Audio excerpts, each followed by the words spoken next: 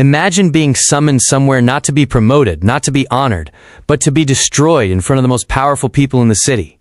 That was what was about to happen to Diane. Diane worked as a cleaning lady. She scrubbed toilets, emptied trash bins, mopped hallways, and stayed invisible. Most people didn't see her. Some stepped over her wet floors like she wasn't even human.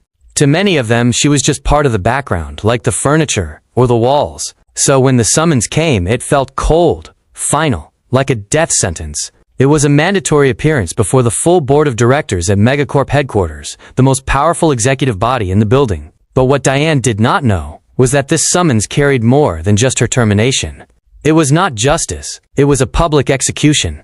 But fate has a strange way of flipping the script, because on that morning, the woman they expected to see in handcuffs, the one they thought would be the spectacle, walked in, like she owned the room. What happened next? Nobody in that boardroom could have predicted. Before we begin, tell us where you're watching from. Drop it in the comments. Enjoy the story. The sound of expensive leather shoes echoed across the polished marble lobby. The floor gleamed so bright it looked like glass, reflecting the massive crystal chandeliers hanging 30 feet above. Black town cars and Teslas pulled up constantly at the VIP entrance. Inside that 50-story corporate tower, power was everywhere. People didn't just have success, they wore it like armor. Executives moved with purpose. Designer suits, platinum watches, leather briefcases, voices sharp with authority discussing million-dollar deals. Everyone there looked like they belonged, except Diane. She wore a faded gray cleaning uniform and pushed her cart slowly through the corridors.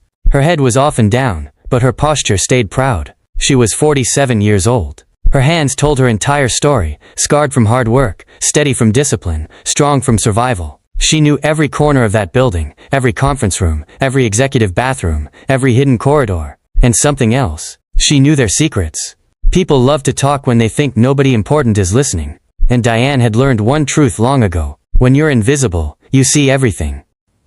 But there was one person who made it her mission to remind Diane she didn't belong. Vivian. Vivian was the CEO's wife. Young, stunning, dripping in diamonds, and cruel in ways that rich people perfect. She moved through the building like a predator marking territory. Her heels were always Louboutin. Her handbags always cost 5 figures. Her smile was beautiful and deadly. One afternoon she looked Diane dead in the eye and said, "Make sure that cart is spotless. We can't have trash contaminating our floors." Diane swallowed the humiliation. She needed this job. Rent doesn't care about dignity. Bills don't stop because someone treats you like dirt. But today felt different. Vivian's eyes looked sharper, more focused, more dangerous. Diane noticed Vivian walking toward her with the head of security and 2 men in suits. They moved like hunters. Vivian carried herself like someone about to win something big. Diane quietly moved her cart aside like she always did. She didn't want confrontation, but she didn't know that what was about to happen would change everything. Vivian stopped directly in front of her, arms crossed, that signature smile spreading across her perfect face, the kind of smile that looked pleasant but promised pain. The security team flanked her sides. Diane's grip tightened on her cleaning rag. Whenever Vivian approached with backup, trouble followed. "Diane," Vivian said slowly, her voice dripping with false sweetness. "I hate to interrupt your work, but we have a situation." She nodded to the head of security. He stepped forward, his face blank and professional. "Ma'am, we need to search your cart. Random security protocol." Diane's heart didn't race. Her face didn't change. She simply stepped back and gestured calmly. "Go ahead." They opened the cart, moved cleaning supplies aside, checked the bottom compartment, and then, one of the security officers pulled out a manila envelope. Thick, official looking, marked, confidential, merger documents. The lobby seemed to hold its breath. Vivian's smile grew wider. "Well," she said, her voice rising just loud enough for passing executives to hear. "Isn't this interesting?" Diane stared at the envelope. She had never seen it before in her life. And in that moment, she knew exactly what this was. A setup. A frame. A trap designed to destroy her, in the most public, humiliating way possible. The head of security's voice was stiff, formal. "Ma'am, you're gonna need to come with us." Vivian leaned in close, her perfume expensive, her words venomous. "Corporate espionage is a serious crime, Diane. I wonder what they'll find when they dig deeper into your background." She paused, letting the threat sink in. "You're required to appear before the full board of directors tomorrow morning. 9 a.m. sharp. Don't be late." Her friends, other executives' wives who'd gathered like vultures, giggled behind perfectly manicured hands. One whispered loud enough for Diane to hear, I can't wait to see her trying to explain this one. Vivian turned to leave, then stopped, and looked back over her shoulder. Oh, and Diane. Dress appropriately. Though I suppose you don't really have a choice in that department, do you? The laughter followed her down the hall like an echo of cruelty. Diane stood there, surrounded by security, the envelope in their hands, her card abandoned beside her. For a moment, the world felt like it was closing in, but then something happened. Something shifted deep inside her chest. Her grandmother's voice whispered in her memory. They can take your title, baby, but they can't take your brain or your backbone. Diane lifted her head. Her eyes were calm, cold, calculating. She looked at the security officers and said quietly, "I'll be there, 9 a.m. As they escorted her to the security office for questioning, Vivian watched from the second-floor balcony, champagne glass in hand, already planning tomorrow's show. She turned to her friend and laughed. Tomorrow morning, everyone in this company will see what happens to people who forget their place. What Vivian didn't know, what she couldn't possibly have known, was that she'd just made the biggest mistake of her life. Because the woman she was trying to destroy, she wasn't just a cleaning lady. And tomorrow morning, when Diane walked into that boardroom, Vivian's perfectly constructed world was about to shatter. The woman they planned to humiliate was about to remind them all of one simple, devastating truth. You should always ask who someone used to be before you try to destroy who they are now. The alarm went off at 4:15 a.m., but Diane was already awake. She had been staring at the ceiling for 20 minutes, running through her mental checklist the way she did every morning. By 4:45, she was dressed in her gray uniform, her hair pulled back into a neat bun, her shoes worn but clean. By 5 a.m. exactly, she was pushing through the service entrance of Megacorp headquarters, while the city was still dark, and the streets still quiet. This was her favorite time. Before the executives arrived, before the noise and the performance and the casual cruelty. In these early hours, the building belonged to people like her, the ones who made everything work while remaining invisible. She nodded to Ramon, the night security guard finishing his shift. He tipped his coffee cup at her. "Morning, Doc." "Morning, Ramon. Your daughter's recital go well." His face lit up. "She killed it. Thanks for asking." Diane smiled and kept moving. The other cleaning staff called her Doc, a nickname they thought was ironic. A little joke about the way she carried herself, the way she spoke. They had no idea how close to the truth they were. She took the service elevator to the 42nd floor and began her routine. Conference room A first, wiping down the mahogany table, straightening the leather chairs, emptying the trash bins. She worked with precision, her movements efficient and practiced. But while her hands moved, her mind cataloged everything. The discarded notes in the trash, the post-it on the whiteboard that said, "Avalon merger, close by Q2. The half-empty bottle of Macallan 25 that someone had left in the credenza, probably after celebrating a deal they shouldn't have been discussing yet. People loved to talk when they thought nobody important was listening. And after 6 months of working these floors, Diane knew more about Megacorp's inner workings than half the executives did. By 7:30 a.m., the building started waking up. Junior associates arrived first, clutching their coffee like lifelines, racing to their desks to look busy before their bosses showed up. Diane moved through the hallways like a ghost. They walked past her, through her, around her, never quite seeing her. A young analyst nearly knocked her card over, while shouting into his phone about stock projections. He didn't apologize, didn't even glance her way. In the executive lounge, 2 VPs stood by the espresso machine discussing a confidential acquisition. Their voices were low, but not low enough. Diane cleaned the counter 3 feet away from them, her head down, her cloth moving in slow circles across the granite. "The Henderson deal is going to fall apart if legal doesn't move faster," one of them said. "Richard's worried about the optics. His wife keeps pushing him to be more aggressive. Vivian doesn't understand nuance. She just wants the headline." They laughed. Diane said nothing. She finished wiping the counter, emptied the trash, and moved on. She had become so good at being invisible that sometimes she wondered if she was even real to them.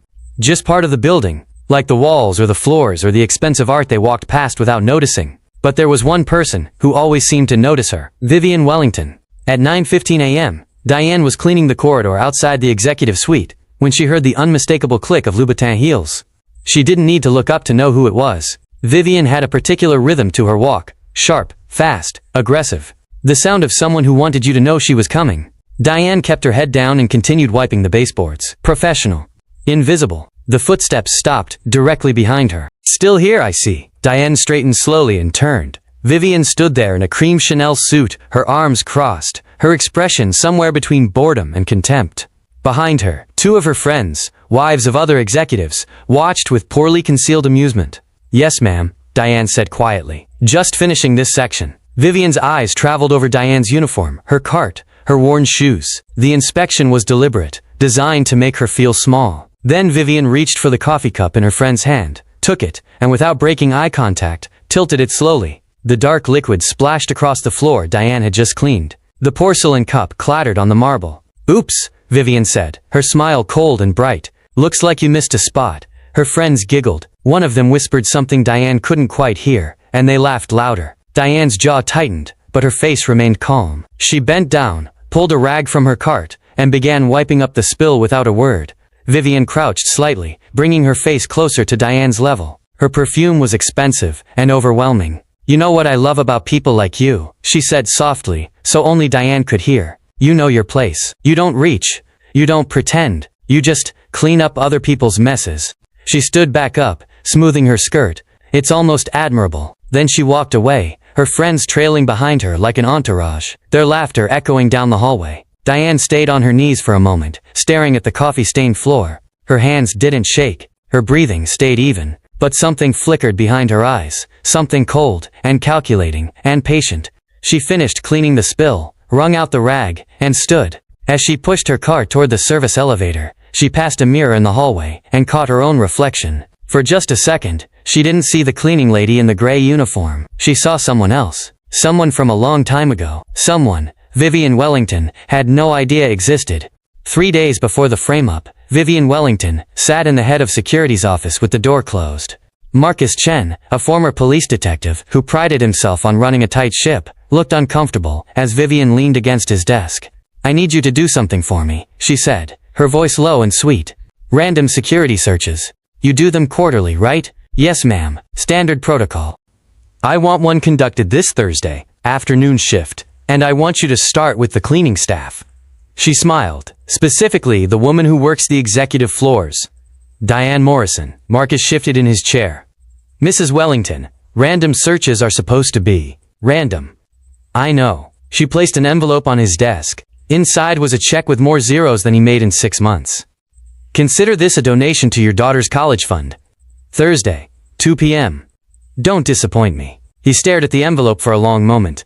Then he took it. Thursday arrived with cloudless skies and the kind of crisp air that made everything feel sharper, more alive. Vivian wore black. Sleek, powerful, appropriate for what she was about to do. She positioned herself on the 42nd floor just after lunch, pretending to review documents in the executive lounge, while keeping one eye on the hallway.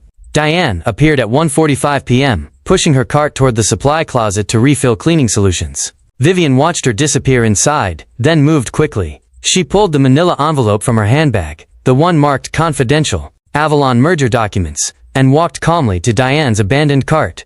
The hallway was empty. She lifted the false bottom compartment, slid the envelope underneath, and replaced the cover. The whole operation took less than 15 seconds. Vivian smoothed her dress, checked her reflection in a nearby window, and walked back to the lounge. Her heart was racing, but her face was perfectly calm. At exactly 2 p.m., Marcus Chen and 2 security officers rounded the corner. "Afternoon, Mrs. Wellington," Marcus said, his voice flat and professional. "Oh, hello, Marcus. Is everything all right?" "Just routine security checks." Diane emerged from the supply closet, 2 bottles of floor cleaner in her hands. She stopped when she saw the security team surrounding her cart. "Ma'am," Marcus said, his tone apologetic. "We need to conduct a random search of your cart. Standard company protocol. Nothing personal." Diane set down the bottles slowly. Her face was unreadable. "Of course. Go ahead." Vivian watched from 20 feet away, her pulse hammering in her ears. The first officer opened the main compartment, moved cleaning supplies aside, checked the side pockets. Then he lifted the false bottom. His hand emerged, holding the manila envelope. Marcus's face changed. He took the envelope, broke the seal, and pulled out the first page. His eyes widened. "Jesus Christ," he muttered. "What is it?" the second officer asked. "Merger documents. Executive level. These are worth millions to competitors." Marcus looked at Diane, and for a moment, something like regret crossed his face. "Ma'am, I need you to come with me now." Diane didn't flinch, didn't gasp or cry or protest her innocence. She simply looked at the envelope, then at Marcus, then at Vivian standing in the lounge doorway. And in that moment, something passed between the 2 women, a silent acknowledgement. Diane knew exactly what this was. "Of course," Diane said quietly. "Lead the way." As they escorted her down the hallway, Executives stopped and stared. Whispers spread like wildfire. Vivian followed at a distance, her face carefully arranged into an expression of shock and concern. In the security office, they sat Diane in a metal chair under fluorescent lights that made everything look harsh and clinical. Marcus stood across from her, the documents spread on the table between them. "These were found in your cart," he said. "Do you have an explanation?" "No," Diane said simply. "No." "That's it? I've never seen those documents before. Someone put them there. That's all I know." "Who would do that?" Diane's eyes met his. "You tell me." The interrogation went on for an hour. They asked the same questions different ways, trying to shake her, trying to find inconsistencies. But Diane never wavered, never panicked, never offered more than she needed to. She sat with her back straight and her hands folded, answering their questions with the calm precision of someone who had been in far more intimidating rooms than this. Finally, Marcus sighed and closed his folder. "Mrs. Morrison, given the severity of this situation, you're required to appear before the full board of directors tomorrow morning at 9 a.m. This is a mandatory summons. Do you understand?" "I understand. You're suspended without pay pending the outcome of this investigation. You're not to enter company property except for tomorrow's hearing." Diane nodded once. "Am I free to go?" Marcus hesitated, then nodded. As Diane stood to leave, Vivian appeared in the doorway. Her eyes were wide, her hand pressed to her chest in a perfect performance of devastation. "Diane," she said, her voice trembling. "I can't believe this. I can't believe you would do something like this. After everything this company has done for you." Diane looked at her for a long moment. Then she walked past without saying a word. That evening, Vivian sat in her penthouse living room with a glass of champagne and her phone pressed to her ear. "Tomorrow at 9, she said, laughing. "The full board. It's going to be spectacular. You have to be there. I promise you, this will be the most entertaining board meeting you've ever attended." She took another sip and smiled at her reflection in the window. 50 stories below, the city glittered like a kingdom she owned. Meanwhile, in the security office, the lights had been turned off, except for one small desk lamp. In that pool of yellow light, the manila envelope still sat on the table. And in the hallway outside, Diane Morrison stood alone in the darkness, her face unreadable, her phone pressed to her ear. "It's done," she said quietly. She took the bait. "Tomorrow morning, we finish this." On the other end of the line, an elderly voice responded. "Tomorrow we set everything right. All of it." Diane ended the call and stared out at the city through the floor-to-ceiling windows. Her reflection stared back, still in her gray uniform, still looking like a woman the world had forgotten. But tomorrow, she thought. Tomorrow they'll remember. 15 years ago, Diane Morrison had a corner office on the 47th floor, with floor-to-ceiling windows that overlooked the entire city. Her name was etched in brushed steel on the door, Dr. Diane Morrison, Chief Operating Officer. On her desk sat a framed Wall Street Journal profile with the headline, "The New Face of Corporate Leadership," and beside it, a glass award from Forbes recognizing her as one of their, quote, 40 under 40 inches rising stars in American business. She was 32 years old, brilliant and unstoppable. Every morning, she arrived at 6, not because she had to, but because she loved it. She loved the strategy sessions, the problem solving, the feeling of building something that mattered. Under her leadership, Wellington Industries had expanded into 3 new markets, increased employee satisfaction by 40%, and posted record profits for 5 consecutive quarters. But what she was most proud of wasn't the numbers. It was the culture she'd helped create, ethical, transparent, where people mattered as much as margins. Marcus Wellington, the founder and then CEO, had taken her under his wing when she was just a junior analyst. He saw something in her that others missed, not just intelligence, but integrity. A rare combination in their world. Over the years, their relationship had evolved into something deeper than mentor and protege. He was the father figure she'd lost when her own dad died, and she was the successor he'd always hoped for, but never expected to find. "You're gonna run this company one day," he told her once over coffee in his office. "Not because you're the smartest person here, though you are, but because you actually give a damn about doing it right." She was the first black woman COO in their industry. She knew what that meant. The scrutiny, the pressure, the unspoken expectation that she had to be twice as good to be considered half as competent. But she never let it break her. She carried it like armor. Then Harold Pemberton entered her life like a storm she never saw coming. He was the chief financial officer, a man in his 50s with silver hair, expensive suits, and a reputation for ruthless efficiency. Diane never liked him. Something about the way he smiled felt predatory, but she respected his work. Until the day the auditors found discrepancies. Millions of dollars, moving through offshore accounts. Complex financial instruments designed to hide embezzlement. And every trail, every forged signature, every falsified document led back to one person.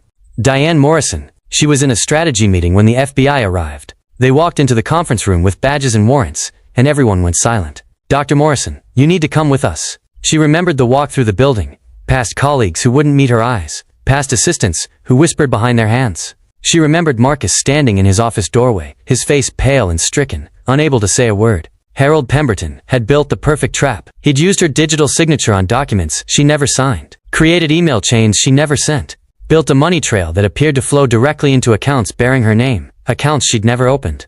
And he had witnesses, other executives he'd paid off or threatened, who swore they'd seen her acting suspiciously, making unusual requests, acting stressed about money. The trial was a media circus. Headlines screamed about corporate greed and the fall of a diversity icon. The prosecution painted her as ambitious and ruthless, willing to steal to maintain her lifestyle. The defense argued there was no direct evidence, only circumstantial connections that could be explained. But the damage was done. The public had already decided she was guilty. The jury deadlocked. The judge declared a mistrial. Technically she was free, but in every way that mattered, her life was over. Wellington Industries terminated her employment, pending further investigation. Her professional licenses were suspended. Her savings disappeared into legal fees. Her apartment, her car, her reputation, gone. Former colleagues stopped returning her calls. Job applications went unanswered. The industry had blacklisted her without ever saying the words out loud. Marcus Wellington issued a carefully worded public statement about the company's commitment to integrity and due process. Privately, he called her once. "I believe you," he said, his voice breaking. "But my hands are tied. The board, the shareholders, they won't let me fight for you. I'm sorry, Diane. I'm so sorry." She understood. It didn't make it hurt less, but she understood. The fall was brutal and complete. Within 6 months, she was working temp jobs. Within a year, she was doing overnight data entry. Within 2 years, she'd become invisible. Just another face in the crowd of people the world had chewed up and spit out. And then, eventually, she started cleaning buildings, because invisible work for invisible people was all she had left. For 15 years, she survived. She moved through life like a ghost, keeping her head down, never using her real credentials, never mentioning her past. Dr. Diane Morrison ceased to exist. Only Diane the cleaning lady remained. Until 6 months ago, when her phone rang at 11 p.m. with a number she hadn't seen in over a decade. "Diane, it's Marcus Wellington. Please don't hang up. I never stopped believing you. I never stopped looking for proof. And I think I finally found it." His voice was older, weaker, but the determination was still there. He told her everything. How he'd spent years quietly investigating Harold Pemberton. How he'd finally uncovered evidence of the real embezzlement. How Harold had fled the country 5 years ago when the walls started closing in. And how Harold's daughter had recently married Marcus's son Richard and taken a very active, very suspicious interest in company finances. "Her name is Vivian Pemberton Wellington," Marcus said. "And I think she's following her father's playbook. I need your help, Diane. Come back. Work undercover. Help me expose her before she destroys what we built." Diane had laughed, a bitter, exhausted sound. "You want me to come back as what? An executive? Marcus, I'm a ghost. I don't exist in that world anymore." "No," he said quietly. "I want you to come back as a cleaning lady. Someone nobody notices. Someone who can see everything while they think no one's watching." She closed her eyes, felt the weight of 15 years pressing down on her chest. "If I do this, I'm not doing it for you. I'm doing it for me, to get my name back, to prove I was never the person they said I was." "I know," Marcus said, "and I'm going to make sure you get exactly that." So Diane Morrison became invisible again. But this time, it was a choice. A strategy. A weapon. And after 6 months of watching, listening, and documenting, she'd discovered the truth. Vivian wasn't just Harold Pemberton's daughter. She was his protege. Same schemes, same methods, same cold-blooded willingness to destroy anyone who got in her way. History was repeating itself. But this time, Diane thought, standing alone in that darkened hallway after the frame-up, "This time, I'm ready. This time, I'm going to watch her fall the way she watched me fall. And tomorrow morning, the whole world would watch it happen." Chapter 4.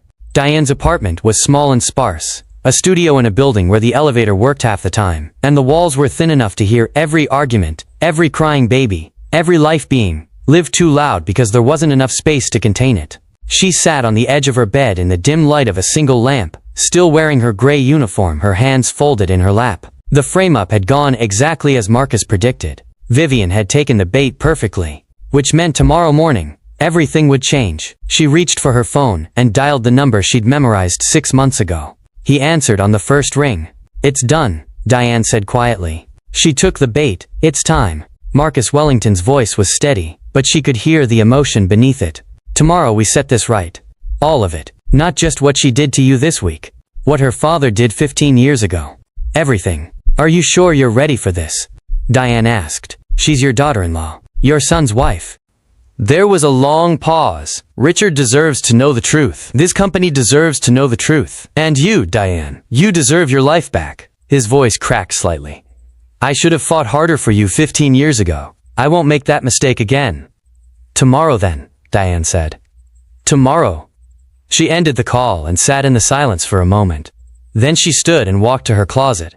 In the back, behind the uniforms and the worn jeans and the second-hand coats, hung a garment bag she hadn't touched in years. She unzipped it slowly. The suit was charcoal gray, perfectly tailored. The kind of power suit that made you look like you owned the room before you even spoke. She'd bought it for a Forbes photo shoot a lifetime ago. She pulled it out and held it up to the light. The fabric still looked sharp, expensive, untouched by time even if she wasn't. Diane slipped out of her uniform and put on the suit. The skirt still fit, the jacket still buttoned. But when she looked in the mirror, the woman staring back was different from the one who'd worn it 15 years ago. That woman had been confident, but untested. This woman was scarred. Harder. Wiser. Stronger in ways that only survival could teach. She ran her hand over the lapel and whispered, "Hello, Dr. Morrison. It's been a while." On her kitchen table sat a leather portfolio, the kind executives carried into boardrooms. Inside were 6 months of meticulously documented evidence. Bank statements showing Vivian's embezzlement from company charity funds. Emails connecting her to offshore accounts. Security footage Marcus had secretly installed showing Vivian planting the documents in Diane's cart. Wire transfers to the head of security. Every piece of the conspiracy. Cataloged and cross-referenced. And beneath all of that, sealed in a separate folder, was the evidence Marcus had kept hidden for 15 years. Proof that Harold Pemberton had orchestrated the original frame-up. Forged signatures, analyzed by forensic experts. Testimonies from whistleblowers Harold had paid off. Bank records showing Harold's real embezzlement scheme. Everything that would have cleared Diane's name, if it had been presented at the trial. Diane opened the folder, and stared at the documents. Her hands didn't shake. Her eyes didn't tear up. She was past grief. Past anger. She'd entered something colder, and more focused. The space where justice lived. She thought about her parents, both gone now. Her father had died of a heart attack 2 years after the scandal. The stress and shame too much for him to carry. Her mother followed 3 years later, her spirit broken by watching her daughter's life destroyed. They'd never stopped believing in her innocence, but they died without seeing her vindicated. Tomorrow is for you, Diane thought. Tomorrow, I carry your names back into the light. She remembered her grandmother's words, spoken when Diane was just a girl. They can take your title, baby, but they can't take your brain or your backbone. Those belong to you forever. Diane closed the portfolio and looked at herself in the mirror one more time. The cleaning lady and the executive existed in the same reflection now, 2 versions of the same woman, both real, both necessary. Tomorrow, she said aloud, I stop hiding. She pressed the suit carefully, hung it where she could see it, and set her alarm for 6 a.m. Then she lay down in bed and, for the first time in 15 years, fell asleep without the weight of shame pressing down on her chest. Across the city, in a penthouse that cost more per month than Diane made in a year, Vivian Wellington stood in her walk-in closet surrounded by options. She'd already called 6 of her friends, inviting them to swing by the office tomorrow morning for the most entertaining board meeting of the year. She'd opened a bottle of Dom Perignon to celebrate. She'd even planned her outfit, a white Valentino suit, because she wanted to look angelic while she destroyed someone's life. This is going to be perfect, she told her reflection, touching up her lipstick.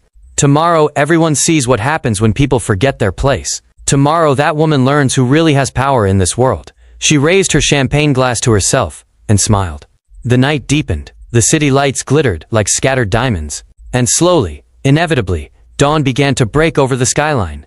Pink and gold and merciless, illuminating everything, hiding nothing. The day of reckoning had arrived. Vivian arrived at Megacorp headquarters at 7:15 a.m., earlier than she'd ever been there in her life. The sunrise painted the building's glass facade in shades of amber and rose, but she barely noticed. She was too focused on staging the perfect scene. The boardroom on the 48th floor was exactly what she needed. Massive mahogany table, high-backed leather chairs, floor-to-ceiling windows overlooking the city. She walked around the table slowly, deciding where everyone should sit. She positioned herself in the center, where she'd have the best view of the door, the best angle to watch Diane's face when they brought her in. She told security to stand near the entrance. When she arrives, I want it to be visible. Dramatic. Everyone needs to see this. Marcus Chen, the head of security, shifted uncomfortably, but nodded. The check was already in his account. It was too late to back out now. By 8:30 a.m., board members started arriving. 12 of them total. All senior executives and major shareholders, most in their 50s and 60s. They entered confused, checking their phones, looking for explanations. Emergency termination hearing? One asked. On a Friday morning. I've been on this board for 15 years, another muttered. We've never convened for a staff termination. Richard Wellington, the CEO and Vivian's husband, arrived at 8:40. He was 45, handsome in the way men with money and good haircuts always are, but his face showed signs of stress, lines around his eyes, tension in his jaw. He pulled Vivian aside near the windows. Why is the full board here? He asked quietly. This is highly unusual. Vivian touched his arm, her voice sweet and concerned. Darling, this is corporate espionage. Confidential merger documents were found in a cleaning woman's possession. Documents worth millions if they reached our competitors. We're not just terminating her, we're setting an example. The board needs to see that we take these threats seriously. Richard frowned. Which cleaning woman? Does it matter? She's nobody. But the message matters. He looked like he wanted to argue, but the other board members were watching. He took his seat at the head of the table. At 8:50 a.m., Marcus Wellington entered. He was 78 years old, moving slower than he used to, but his eyes were still sharp. He was the founder, the oldest board member, the man whose name was still on the building, even though he'd stepped down as CEO 5 years ago. He nodded to a few people, said nothing, and took his seat at the far end of the table, the position farthest from Richard, closest to the door. The room filled. The company's general counsel sat to Richard's right, a stack of folders in front of him. The HR director, a nervous woman named Patricia, sat to his left. Security guards flanked the entrance. Vivian's friends, 3 trophy wives who'd never worked a day in their lives, slipped in and took seats along the wall, spectators at an execution.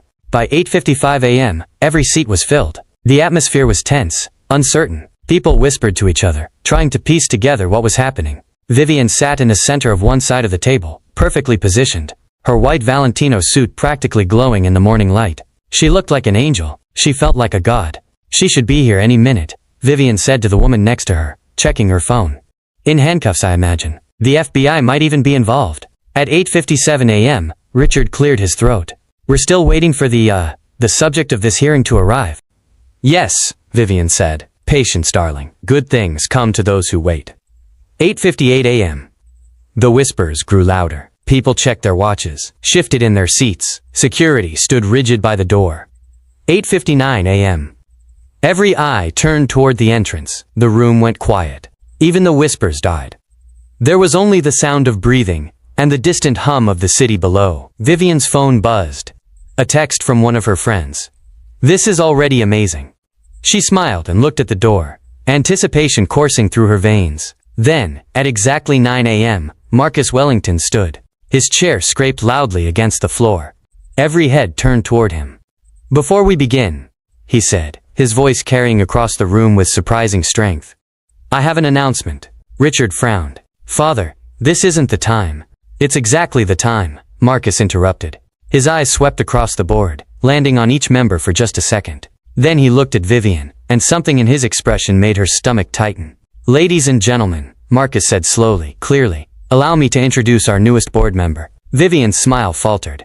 What? The doors opened, and Diane Morrison walked in. She wasn't wearing a uniform. That was the first thing everyone noticed. Diane Morrison walked through the boardroom doors in a charcoal gray suit that fit like armor, a leather portfolio in her hand, her hair pulled back in a style that was professional and regal. Her heels clicked against the marble floor with measured precision, not rushing, not hesitating, just moving forward with the kind of confidence that couldn't be faked. The room froze. Jaws dropped. Coffee cups stopped halfway to mouths. Vivian's smile evaporated like water on hot pavement. Her face went from triumphant to confused to panicked in the span of 3 seconds. Diane's walk was slow, purposeful, commanding. She didn't look at anyone yet. She simply moved toward the table as if she'd done it 1,000 times before. Because she had. Who is that? Someone whispered. Is that the cleaning woman? What's happening? Diane reached the table and placed her portfolio down carefully. Then she pulled out the chair, directly across from Vivian, the power position. The place where you sat when you wanted everyone to see you, and settled into it with the ease of someone who belonged. Only then did she lift her eyes and meet Vivian's gaze.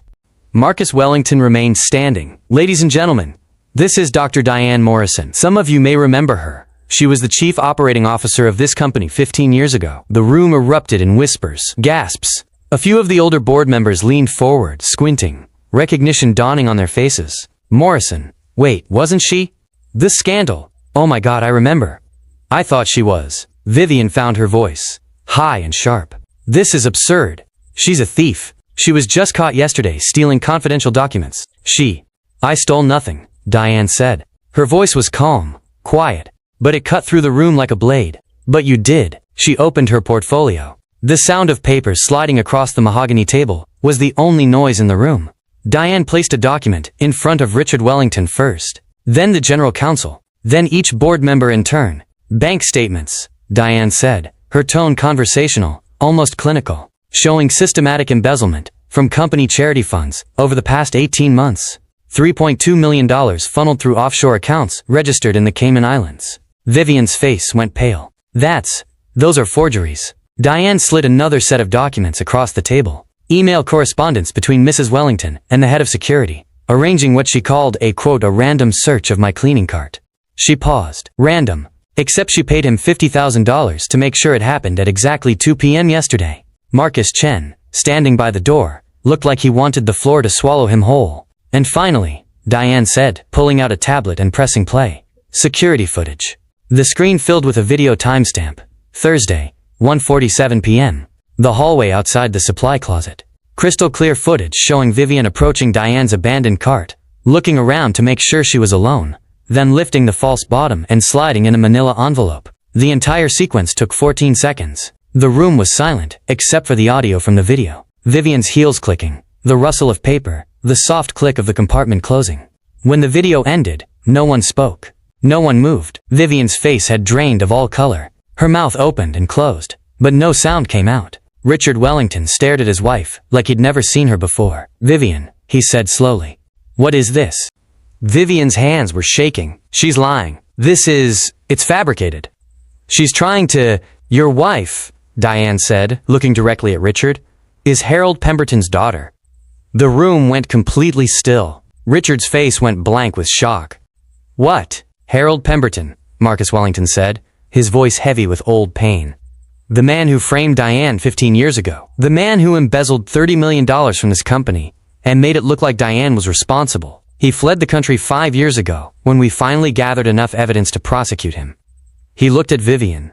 She's his daughter, and she's been following his playbook. Vivian shot to her feet. You can't prove birth certificate, Diane said, sliding another document across the table. Vivian Margaret Pemberton, daughter of Harold Pemberton and Catherine Pemberton. Name change filed 3 months before you married Richard. You went from Vivian Pemberton to Vivian Margaret to erase the connection.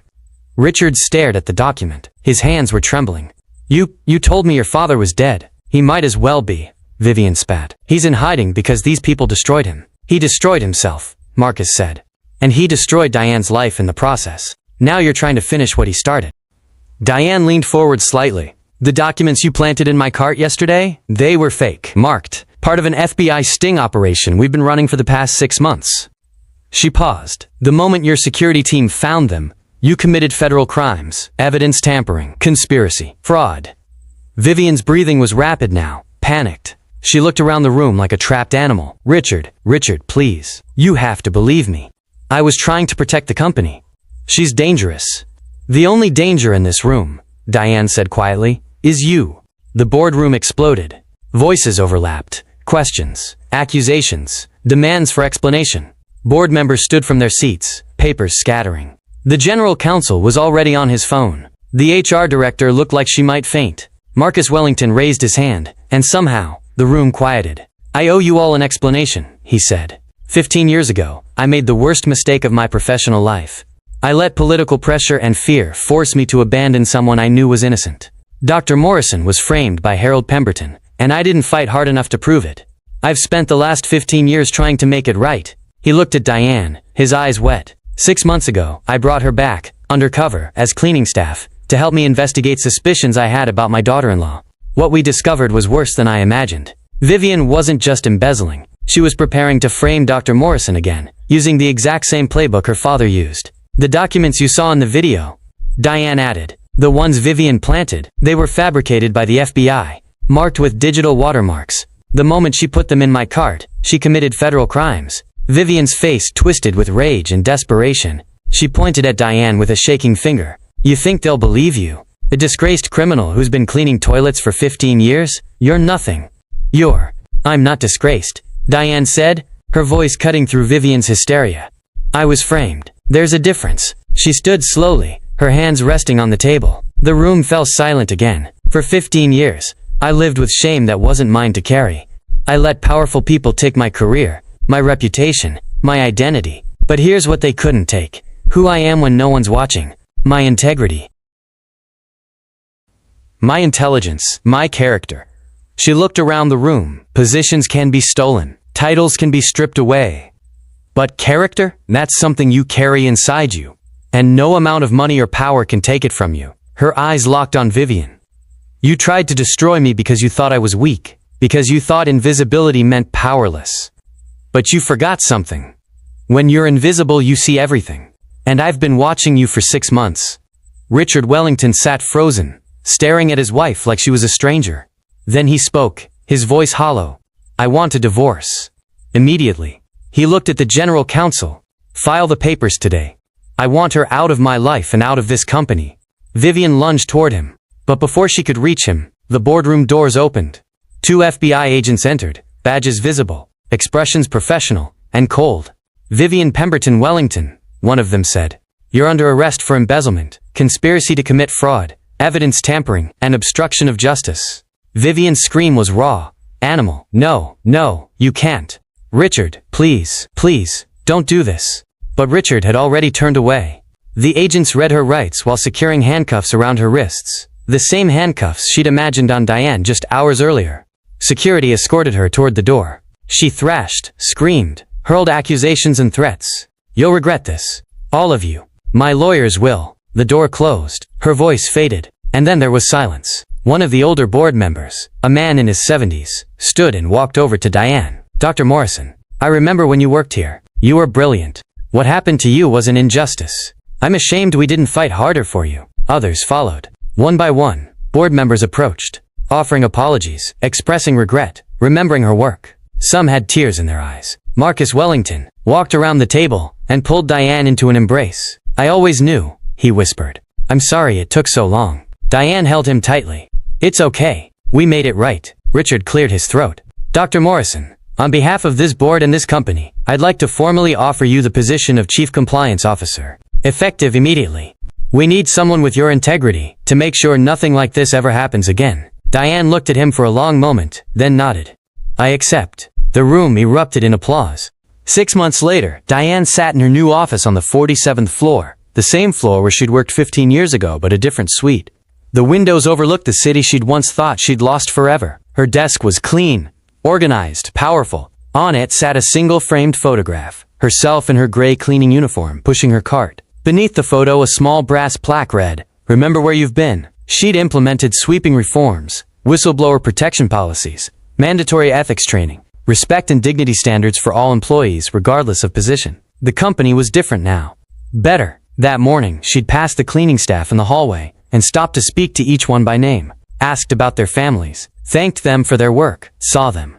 On her computer screen was a news article. Vivian Pemberton Wellington, sentenced to 15 years in federal prison. Diane closed the tab without reading it. That chapter was over. There was a knock on her door. A young black woman in a sharp suit entered, one of the junior analysts Diane had been mentoring. Dr. Morrison, do you have a minute? Always, Diane said, gesturing to a chair. The woman sat, nervous. I just wanted to say thank you for everything you've done, for showing us that we belong here. That we can. Her voice cracked. Diane reached across the desk and took her hand. Listen to me. They can take your position. They can take your title. But they can never take your power. That belongs to you. Do you understand? The young woman nodded, tears streaming down her face. Later that afternoon, Diane sat in a board meeting, her first as an equal, not as someone fighting for her life. Marcus Wellington, now retired but still attending as an advisor, caught her eye and smiled. "Welcome home, Dr. Morrison," he said. Diane smiled back. "Welcome home." As the meeting continued, as executives discussed strategy and growth and the future, Diane looked out at the city and thought about the long road that had brought her here. The fall, the survival, the invisible years,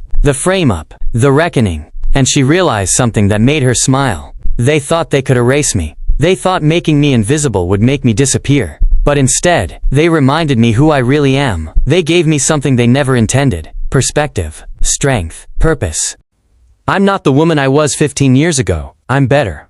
And I'm never going invisible again. If you believe in stories of justice, resilience, and restoration, stories that remind us the truth always finds a way, hit that subscribe button. More powerful journeys are coming, and we'd love to have you with us. Drop a comment and tell us, what would you do in Diane's position? Remember, your position doesn't define your worth. Your character does.